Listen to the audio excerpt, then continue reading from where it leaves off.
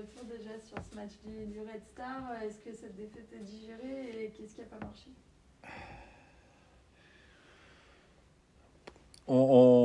Je m'excuse du terme, mais on s'est fait défoncer en fait. Voilà.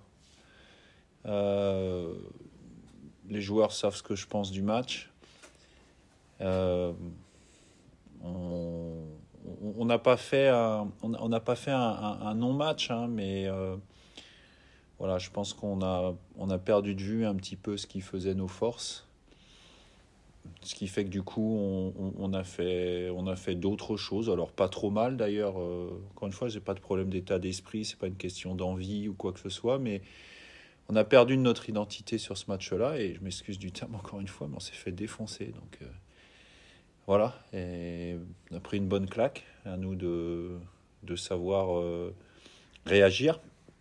En plus, il va falloir bien réagir et être costaud parce qu'on a une équipe qui est en forme depuis la reprise, là, depuis le début d'année 2022, avec des joueurs de qualité, ça on le savait, mais je pense qu'il y a une organisation qui a été trouvée, une cohésion qui a été trouvée, et il faudra être très bon pour, en tout cas bien meilleur que ce qu'on a été sur les 3 derniers matchs notamment, pour pouvoir espérer quelque chose lundi soir.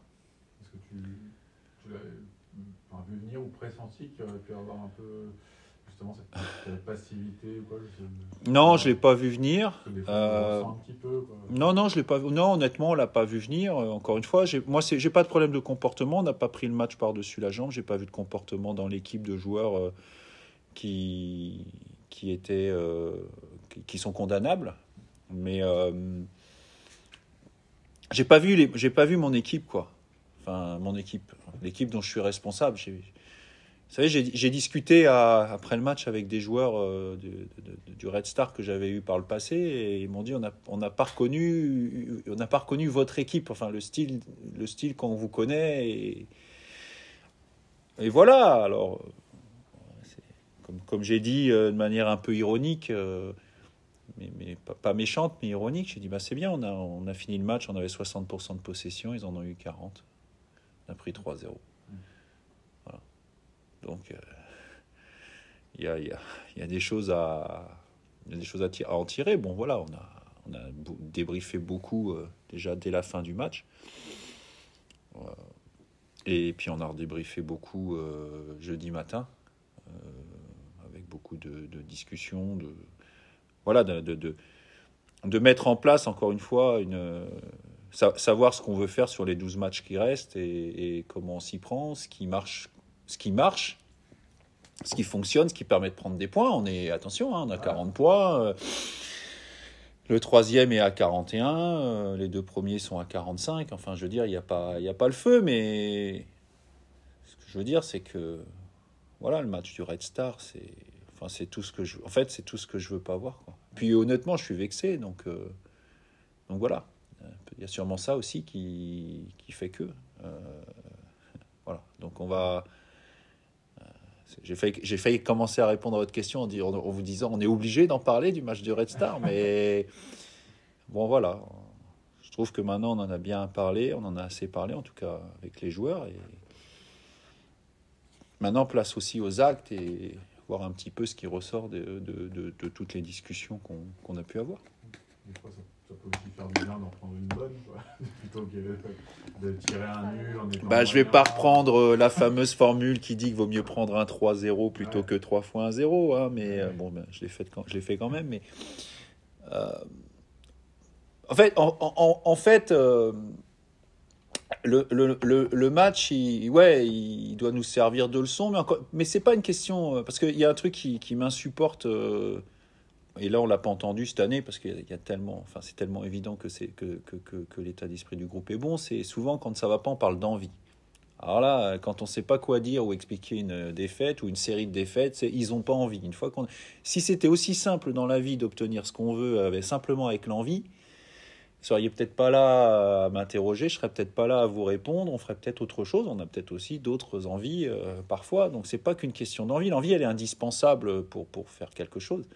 Mais si c'était aussi simple que d'avoir envie pour réussir, c'est heureusement quelque part aussi bien plus compliqué que ça.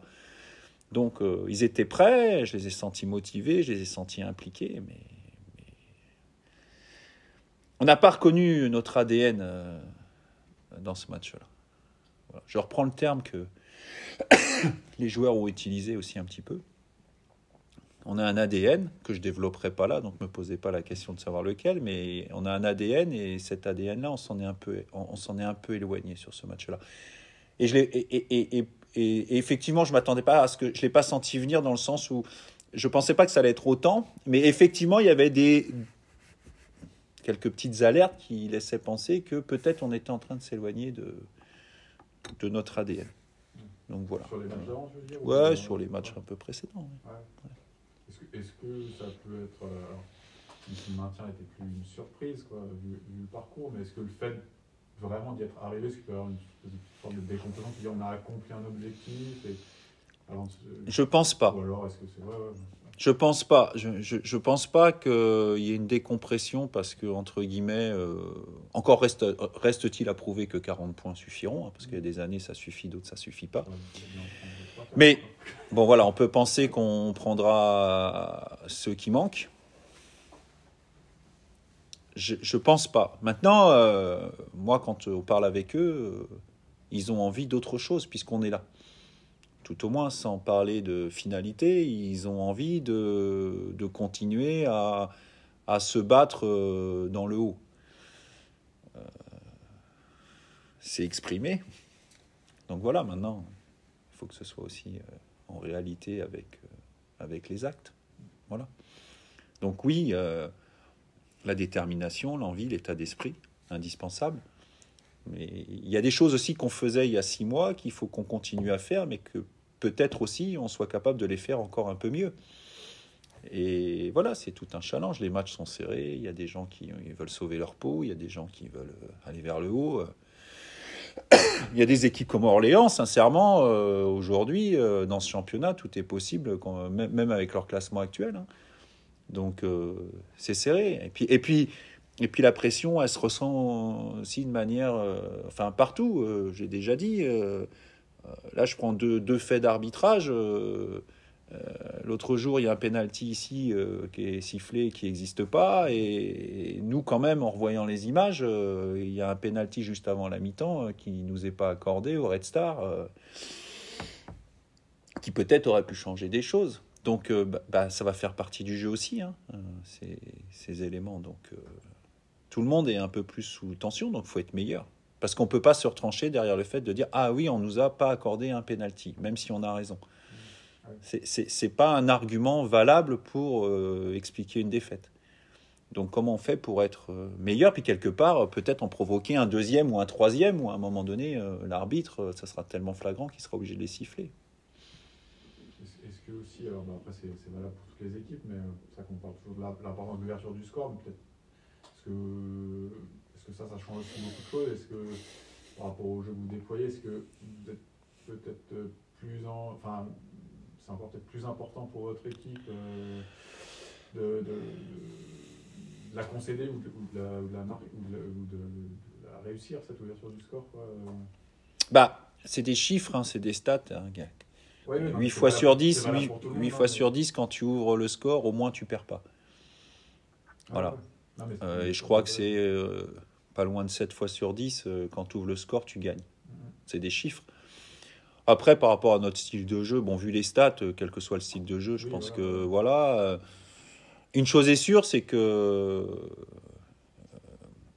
ça n'a pas aidé, je pense, sur ce match-là, parce que quelque part, ça a renforcé aussi le Red Star dans la manière dont ils l'ont abordé, dans ce qu'ils avaient décidé de faire. Je pense que ça a plus conforté le plan de jeu du Red Star contre nous. Plus que nous, ça nous a mis en difficulté parce que des matchs où on a été mené, on est revenu aussi. On a été mené à Concarneau, on est revenu. On a une occasion avec Godson que Butel sort où on peut revenir aussi. Donc on est plus près au fur et à mesure de la première mi-temps, que la première mi-temps avance. On est plus près d'égaliser que de prendre un deuxième but.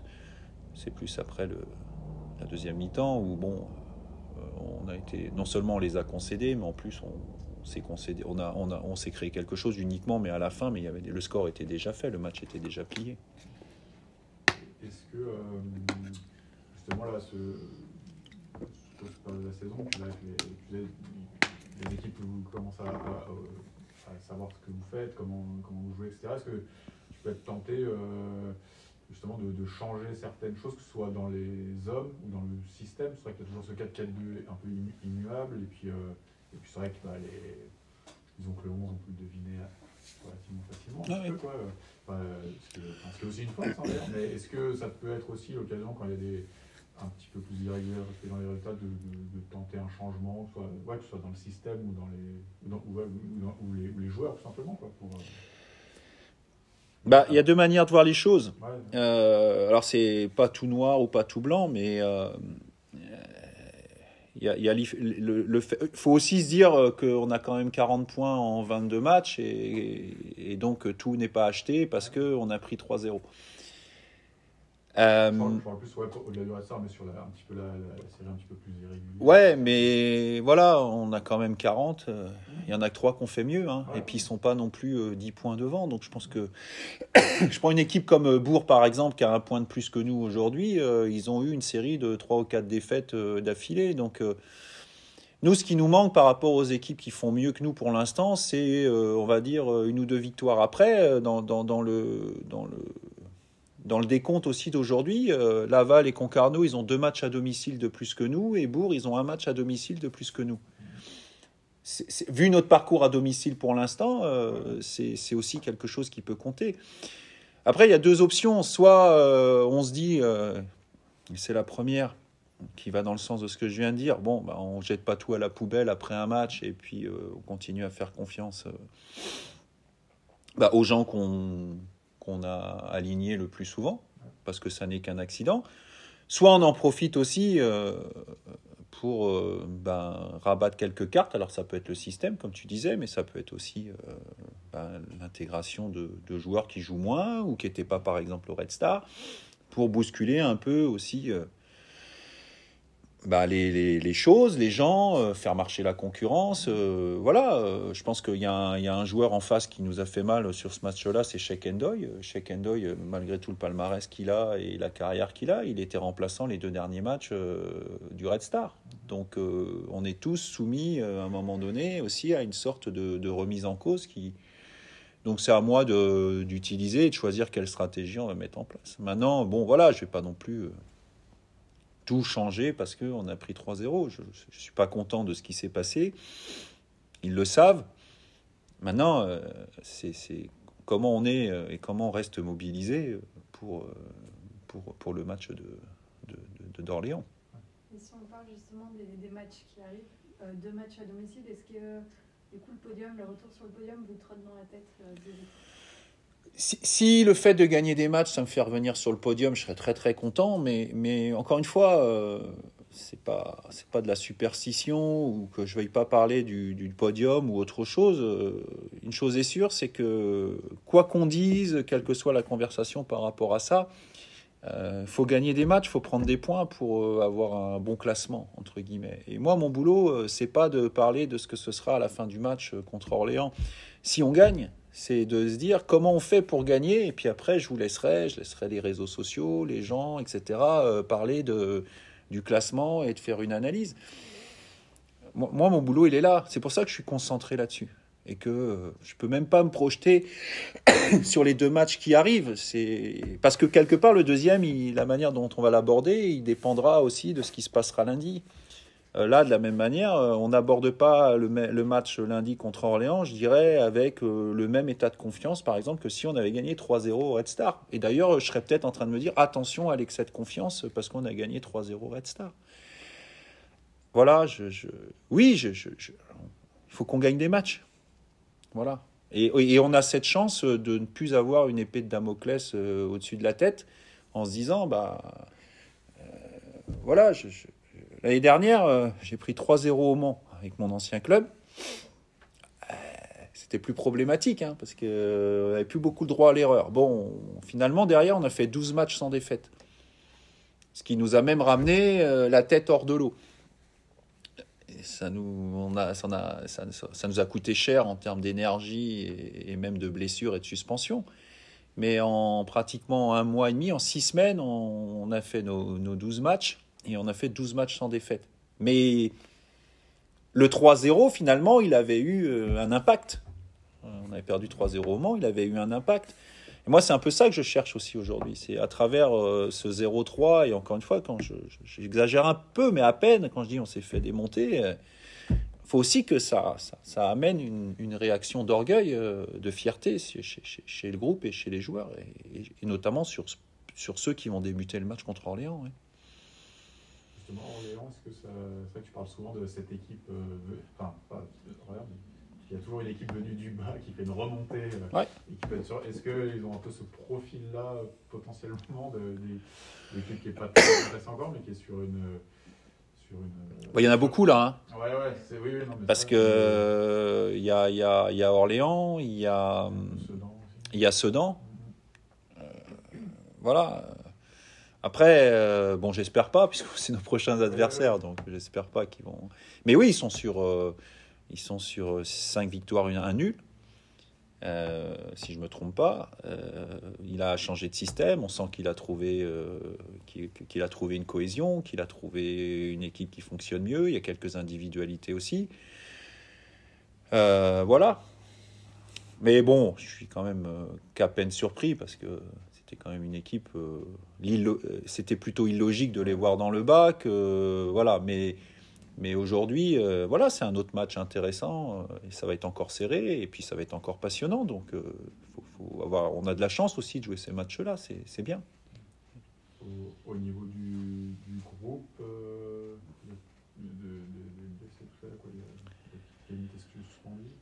on a Kevin suspendu. On a Rocky et Goncalves qui sont toujours incertains. Enfin, Jean-Jacques est incertain et John qui a une alerte à la cuisse au Red Star. C'est pour ça que je l'ai sorti. Mais rien de... Voilà, rien de... À l'heure où je parle, ils ne sont pas forfaits. Quoi. Voilà, ils ne sont pas forfaits. Voilà. Ouais, finalement, Gigi, c'est bien. C'est moyen, ouais. Voilà. Bon, après, il y a des incertitudes quand même. Oui, bien sûr. Non, mais disons que je craignais qu'ils prennent plus longtemps que ça. S'il peut revenir vite, c'est bien aussi. Tu fais un choix de plus. Ouais, c'est ça. Voilà. Okay. Mais ça fait un de plus mécontent aussi. Hein, ouais. Mais c'est comme ça. Choisir, c'est renoncer. Voilà. Malheureusement, c'est comme ça. C'est le